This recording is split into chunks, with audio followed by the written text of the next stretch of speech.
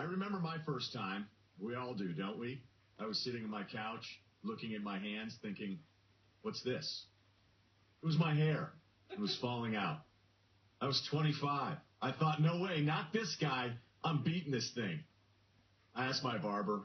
Who am I kidding? I went to a hair salon. I asked my stylist. I said to her, is my hair falling out? She said no. Promised me that it wasn't. She also wasn't that attractive. She was a little into your boy, but we'll leave that story alone. She just said I had thin hair and it was normal. She lied because that's what hair people do. They lie to you.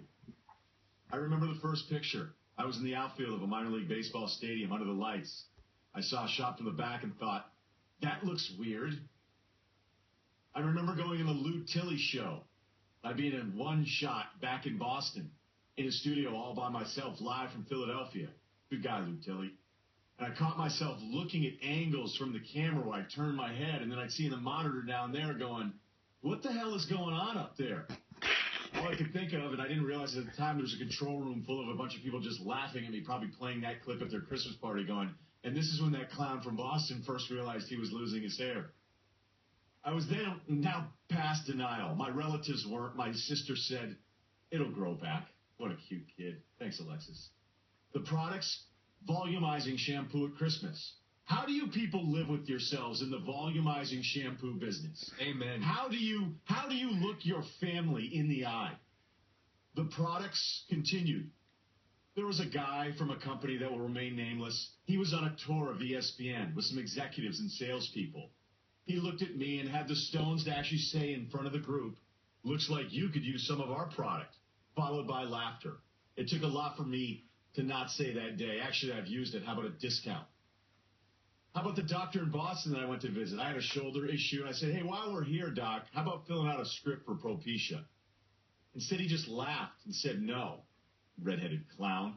My friends, asking with the compassion you'd expect from a 20-something Bostonian more worried about his ordering position at last call, used to say to me, what are you going to do about this? Well, at least you aren't on TV.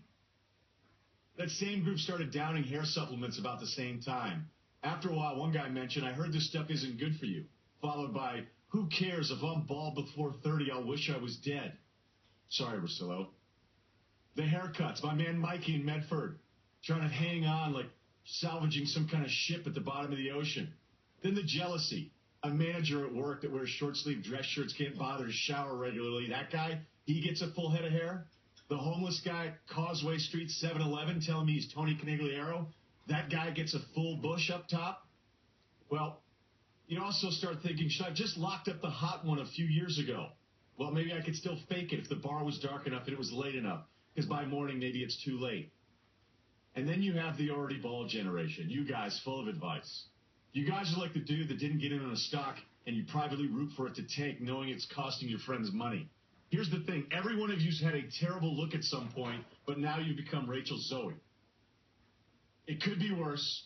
I appreciate the kind words, but don't tell me I look good, because you know what looks good? Hair.